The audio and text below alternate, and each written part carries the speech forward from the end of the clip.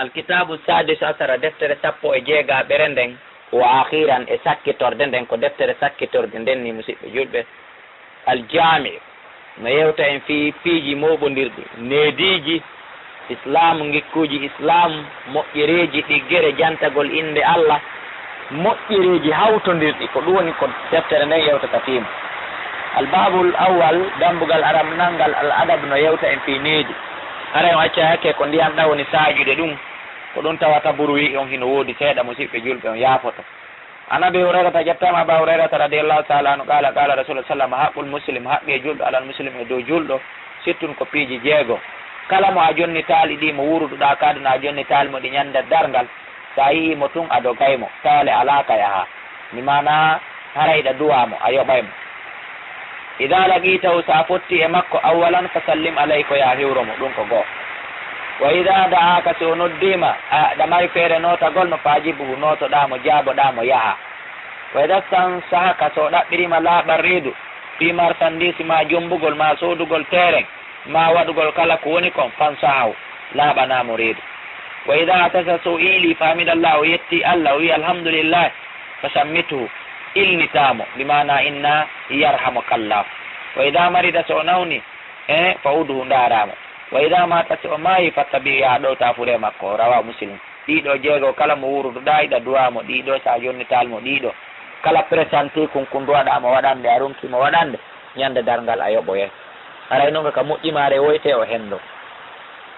wana abi hurairata radiallahu taala anu qala qala rasulullah sallam unzur ndaari ila man huwa asfala minkum unzuru ndaare ɓen wonɓe ley koyɗe mon bimana ɓe ɓurɗon ɓen jawle ɓe ɓurɗon ɓen laamu ndaare ɓen ɗon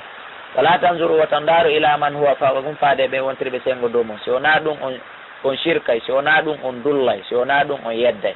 fo wajidaru ko ɗum ɓurata on tiiɗinde allah tasdaru nde on jaatinta nimatallah e nema allah alaykum ko waɗi kowre mum tefon alay kono so tawi ko moteur marɗa a ndaariɓe allah hokki ɓen otoje a jaatina joni moteur ɗum fanɗina kono so a ndaariɓe véloji ɓen e seppoɓe ɓe a mawninayi fi mayru weltoɗa وعن النواس بن سمعان رضي الله تعالى عنه قال وسألت من لندك رسول الله صلى الله عليه وسلم عن البر والإثم في دجرة بكات كون وني ديني فقال ان لا ما كم يتادم البر كوني دجرة كوني قول لما يحسن الخلق كوني كوم ساوني ادم موجرو نغي قرا بي بر والإثم كو يته بكات ما هاك في صدرك ko kala ko tata hiɗa wowlude ma hiɗa gollude kono ɓernde ma nden no ŋaañude no liññutude wa karita hiɗa añi kadi an yattaliya alayhi nnase nde yimɓe ɓen tawday ma e mum kala gollal ngal jokkuɗa tata ɓernde ma nden no liññutude hiɗa añi ta goɗɗo tawde e mum ma konngol hiɗa añi ta goɗɗo nanugol ta tawde e mum ko ɗum wiyete bakkatu akhrajahu muslim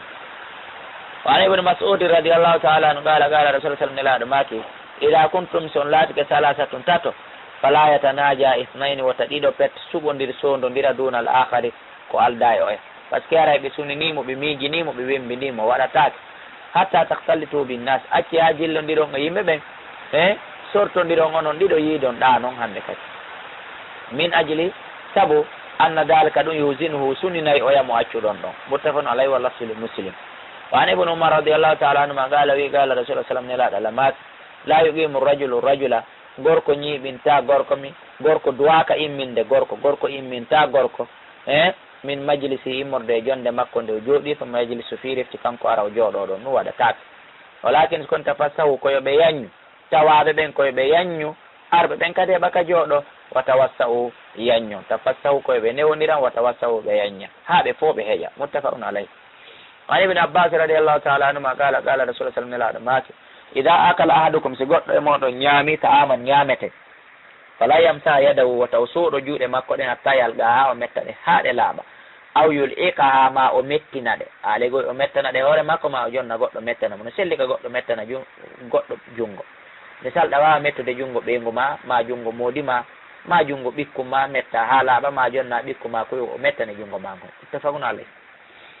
an abi hurairata radiallahu taala an qala qala rasulullah sallama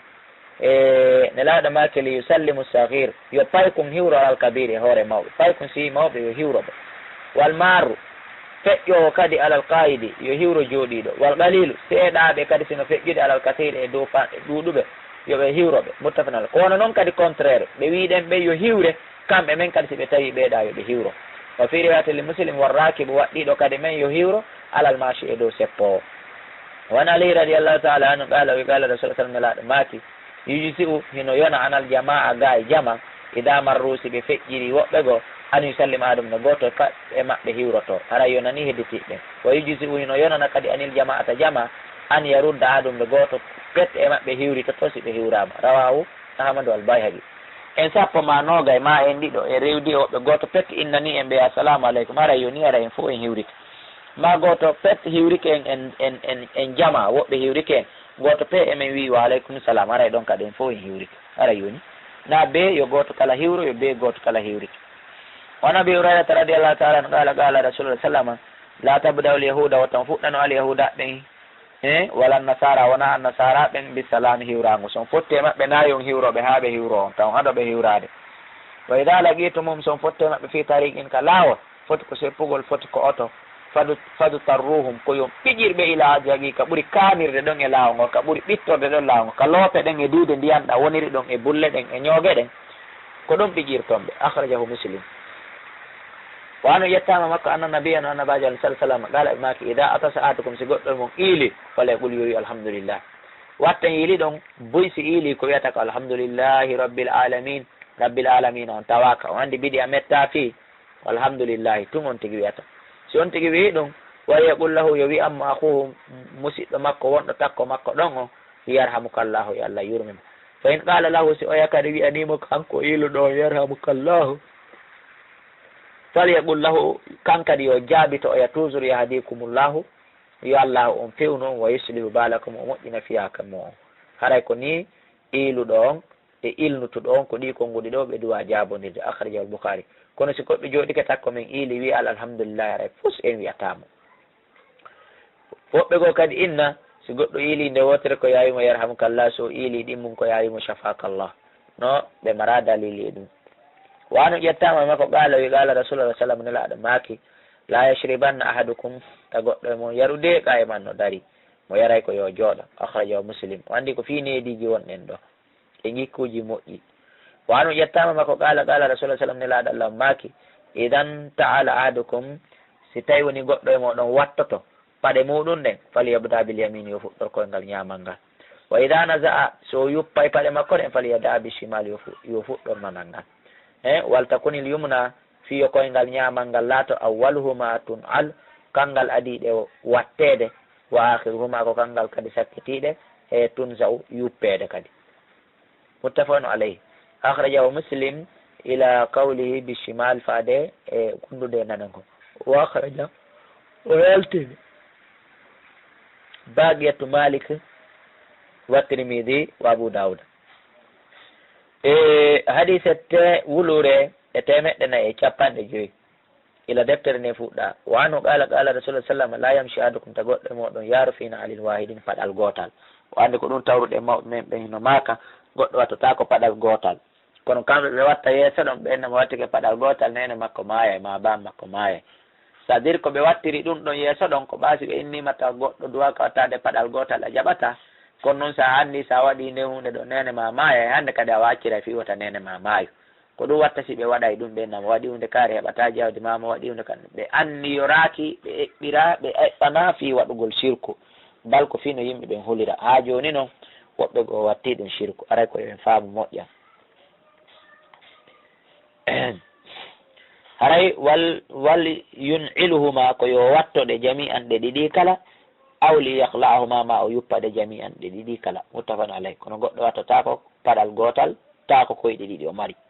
tawi noon ngala koyngal ala ngal taƴi haray wodugal ngal ɗo ngal wattete wani ibn Umar radiyallahu ta'ala anhuma qala rasulullah sallam wonde ne laaɗo Allah maki la yanzurullahu Allah darata ila man jarra thawbahu faade kala on gasuɗo conci mum huyala hara ko manti o warri muttafaqun alayh wano ƴettama makko anna rasulullah wonde ne laaɗo sallallahu alaihi wasallam qala maki ida akala ahadukum so goɗɗo e moɗon ñaamay falyakul yo ñaamir biyamini jungo makko ñaamo ngo nani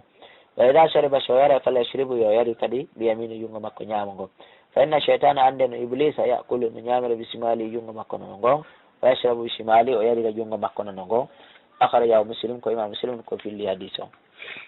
وعن عمرو بن شعيب عن أبيه عن جده قال رسول الله صلى الله عليه وسلم